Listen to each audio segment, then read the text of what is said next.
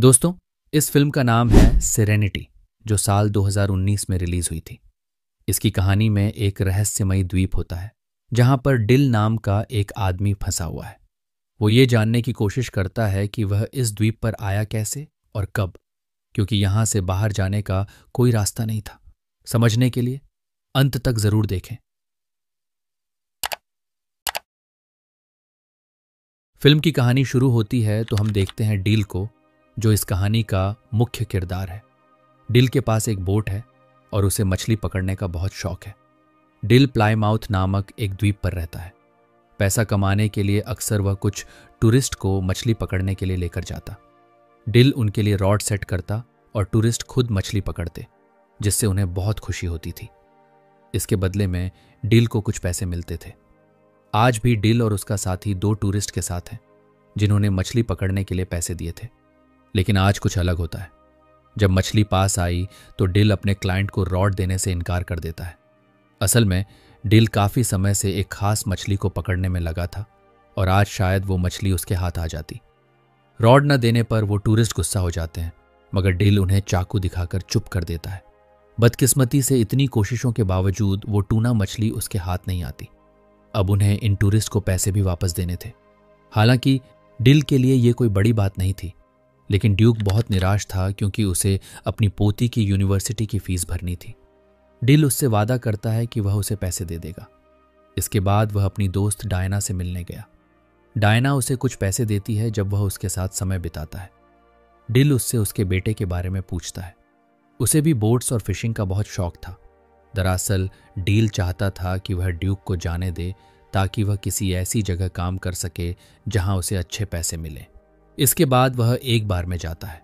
Bartender से बातचीत के दौरान हमें पता चलता है कि यहाँ के लोगों को एक दूसरे के बारे में छोटी से छोटी बात भी पता होती है। अब ऐसा क्यों है, ये हम आगे जानेंगे। बारटेंडर कहता है कि तुमने 4 बार उस मछली को पकड़ने की कोशिश की है, तुम्हें उसे कोई नाम देना चाहिए। तो डिल कहता है कि उसका नाम जस्टिस है। रात में वह ड्यूक को पैसे देने गया और बताता है कि कल हम दोबारा समुद्र में जाएंगे। ड्यूक पूछता है कि हमारे साथ कितने क्लाइंट्स जा रहे हैं, तो डील बताता है कि हम अकेले जाएंगे क्योंकि वह किसी भी हालत में उस मछली को पकड़ना चाहता था।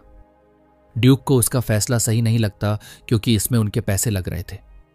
रात को डील जब अपने घर में था तो उसे अपने बेटे की याद आती है, जो तलाक के बाद अब उसकी पत्नी के पास है। उसे भी अपने पिता की तरह फिशिंग का बहुत शौक था। अगले दिन वह ड्यूक के साथ बोट लेकर समुद्र में गया। पूरा दिन इंतजार करने के बावजूद भी उन्हें वो मछली नहीं मिल सकी, जिससे डिल बहुत निराश था।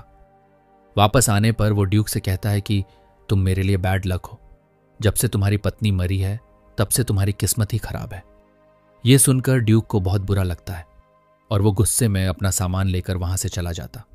लेकिन दरअसल डील ने यह जानबूझकर किया था ताकि ड्यूक कहीं और काम ढूंढ ले।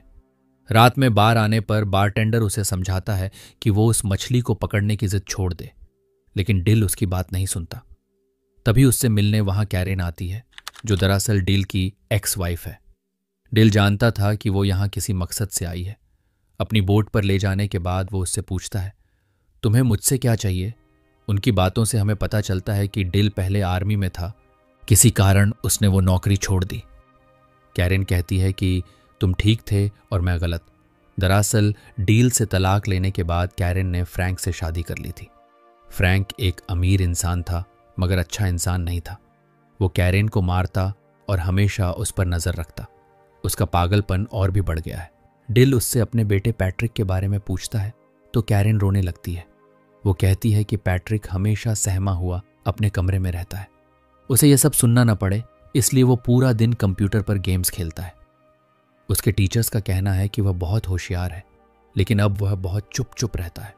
डिल कहता है कि तुम उससे तलाक ले लो, तो कैरेन कहती है मैं ऐसा नहीं कर सकती, वो मुझे मार देगा, और इसीलिए वो यहाँ आई थी।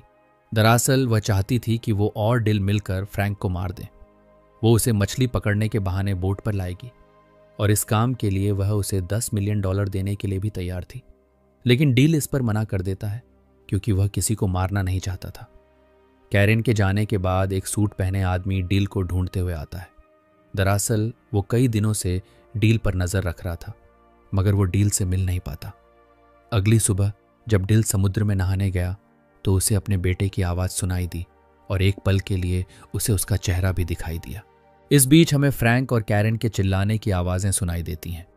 हम पैट्रिक को देखते हैं जो अपने कमरे में था। यानी इन बाप बेटे के बीच कुछ तो कनेक्शन है। खैर, उधर कैरेन का पति फ्रैंक होटल पहुंच गया था जहां कैरेन रुकी थी। उसे देखकर कैरेन घबरा जाती है क्योंकि वो 2 दिन बाद आने वाला था। आते ही वो कैरेन को टॉर्चर करता है। अगले दिन डिल एक लोकल शॉप से फिशिंग का सामान लेने गया। तब वहां काम करने वाली औरत उसे बताती है कि लोग फ्रैंक को लेकर चर्चा कर रहे हैं कि वो 1 घंटे तक अपनी पत्नी को बेल्ट से मारता रहा और कैरेन के मुंह से आवाज तक नहीं निकली। डिल इस बारे में बात किए बिना वहां से चला गया।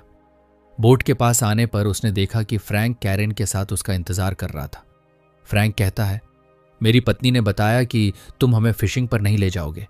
डिल कहता है, मैंने कुछ नियमों का उल्लंघन किया है, इसलिए मैं किसी को अकेले बोट पर नहीं ले जा सकता। फ्रैंक कहता है, इस छोटे से आइलैंड पर कानून पैसों के आगे हार जाता है, तो तुम इस बात की फिक्र मत करो। लेकिन डिल फिर भी इसके लिए नहीं मानता। तब फ्रैंक कहता है, हर आदमी की कोई कीमत होती है। मैं कल यहां आऊंगा और तुम मुझे फिशिंग पर ले जाओगे।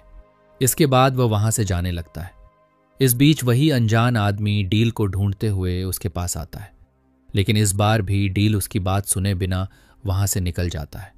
वो आदमी अपनी घड़ी देखकर कहता है, मैं 20 सेकंड लेट हो गया, कुछ तो गड़बड़ है। बाद में डिल एक मछली बेचने जाता है जहां कार्लोस उसे बताता है कि तुम्हें कोई ढूंढ रहा था, लेकिन डिल को इसमें कोई दिलचस्पी नहीं होती। फिर वह डायना के बिल्ली को देने जाता है जो गुम हो गई थी। डायना कहती है, मैंने सुना कि कैरेन ने तुमसे मदद मांगी थी। तुम एक अच्छे इंसान हो, मुझे लगता है कि तुम्हें उसकी मदद करनी चाहिए। वहां से निकलने के बाद ड्यूक उससे मिलने आया। वह कहता है, फ्रैंक तुम्हें सिर्फ एक टूर के लिए $10,000 देने वाला है। मुझे अपनी पोती की फीस देनी है, तुम्हें उसकी ऑफर मान लेनी चाहिए। डिल कहता है, मैं तुम्हारी बात क्यों मानूं?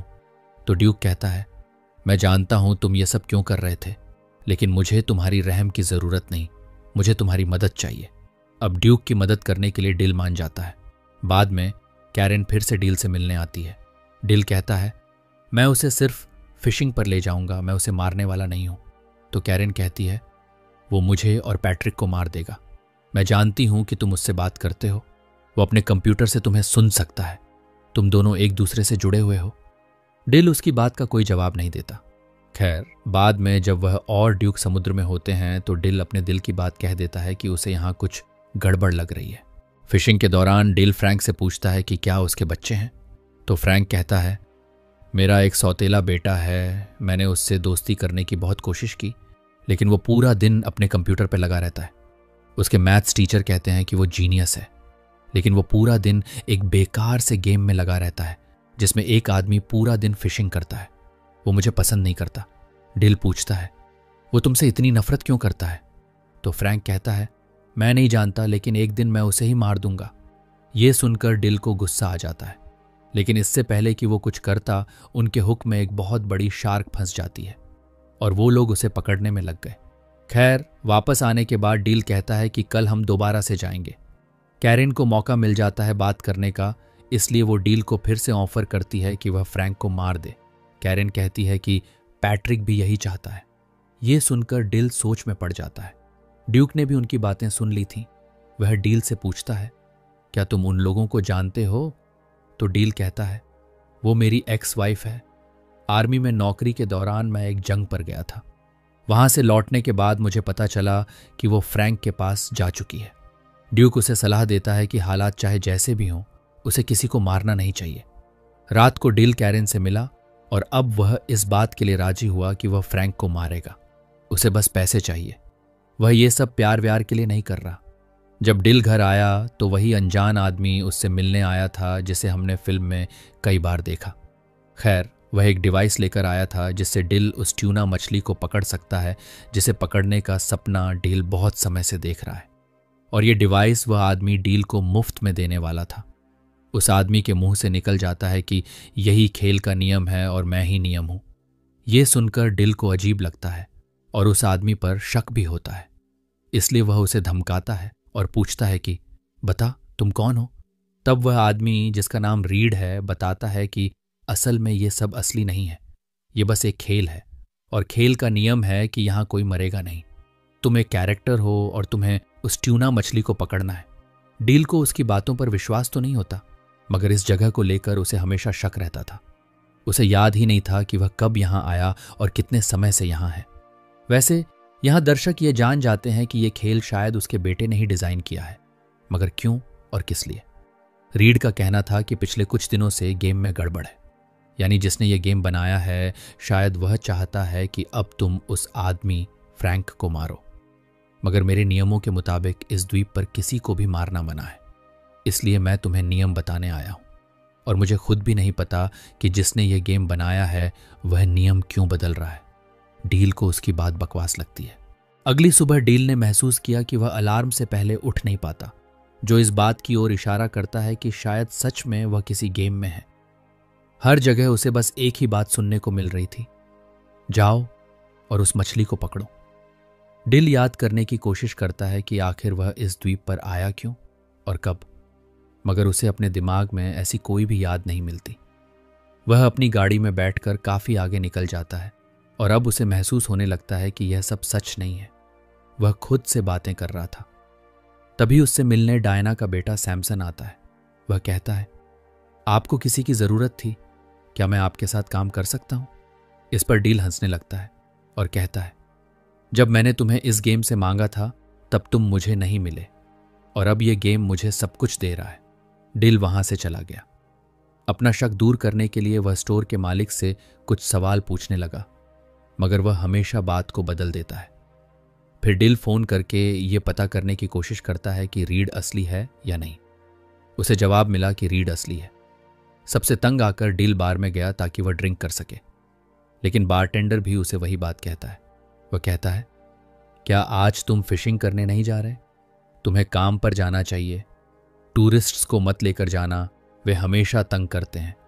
यानी गेम के नियम उसे फ्रैंक को न मारने के लिए कह रहे थे, लेकिन पैट्रिक के दिमाग में कुछ और ही चल रहा था। दूसरी तरफ दिखाया जाता है कि जब कैरेन की आंख खुली तो उसने फ्रैंक को बाथरूम में घायल पाया। पिछले रात 6 लोगों ने उसे मारा था। दरअसल यह काम ड्यूक का था।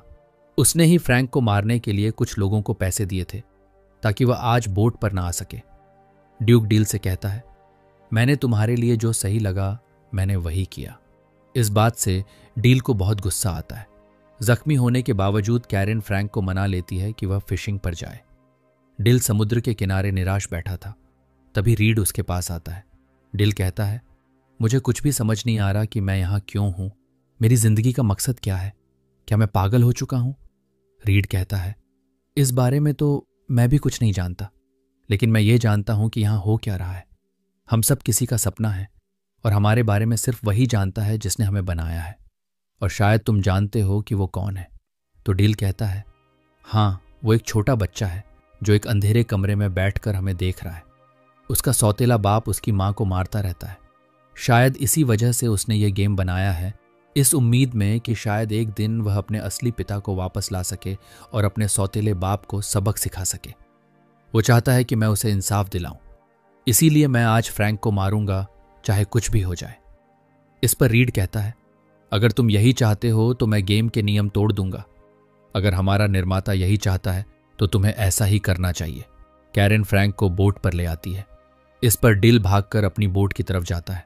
दरअसल पैट्रिक ने एक ऐसा गेम बनाया था जिसमें वह अपने पिता के साथ समय बिता सके, लेकिन जैसे जैसे उसके सौतेले बाप का टॉर्चर बढ़ता गया, पैट्रिक के दिल में उसे मारने की आग भी बढ़ती गई। पैट्रिक बस यही चाहता था कि उसे कोई संकेत मिले कि फ्रैंक को मारना गलत नहीं है। इसलिए उसने गेम में डील को सोचने की इजाजत दी ताकि डिल अपने दिल की सुने, और जो भी उसका फैसला हो पैट्रिक भी वही करेगा। यही वजह थी कि गेम उसे बार बार याद दिला रहा था कि उसे बस मछली को पकड़ना है, लेकिन डिल की सोच बदलने लगी थी। खैर, डिल बोट के पास पहुंचता है जहां फ्रैंक और कैरेन पहले से ही मौजूद थे। डिल फ्रैंक को समुद्र में ले जाता है। फ्रैंक की हालत पहले से ही बहुत खराब थी और कैरेन ने उसे नशे में भी रखा था। तभी उन्हें पता चलता है कि बोट पर सैमसन भी है जो उनके प्लान को बिगाड़ सकता था। लेकिन अंत में जब डिल ने रॉड फ्रैंक के हाथ में थमा दी तो शार्क उसे समुद्र में खींच लेती है और उसका अंत हो जाता है। असल दुनिया में पैट्रिक यानी डील का बेटा अपने सौतेले पिता फ्रैंक को सच में मार देता है और हम समझ पाते हैं कि डील की असली लड़ाई तो मौत के साथ ही खत्म हो चुकी थी। गेम में जो है वो तो बस पैट्रिक के ख्याल हैं। खैर, इस कत्ल के बाद पैट्रिक को मानसिक अस्पताल में रखा जाता है। गेम में हम देखते हैं कि कैरेन डील को अलविदा कहती है, लेकिन डील में उसने पैट्रिक को अपनाने की शर्त रखी थी। डील जानता था कि वह बस एक गेम है। तब कैरेन रोते हुए कहती है, कभी ना कभी तुम मुझसे ज़रूर मिलोगे। तभी कैरेन वहाँ से गायब हो जाती है और डील के पास एक फ़ोन पर कॉल आता है। कॉल की दूसरी तरफ पैट्रिक था। उसकी आवाज़ सुनकर डील भावुक हो जाता है।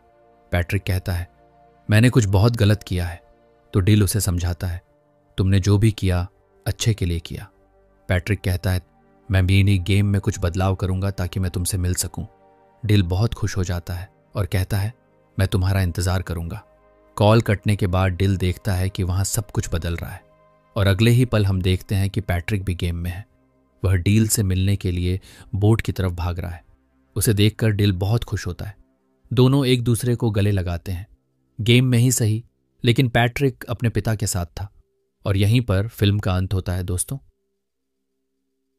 इस कहानी में बाप बेटे के बीच प्यार को दिखाया गया है। एक पिता की कमी उन्हें ज्यादा महसूस होती है जिनके पिता इस दुनिया से जा चुके हैं। उम्मीद करते हैं हमारी वीडियो आपको पसंद आई होगी। मिलेंगे किसी और कहानी में।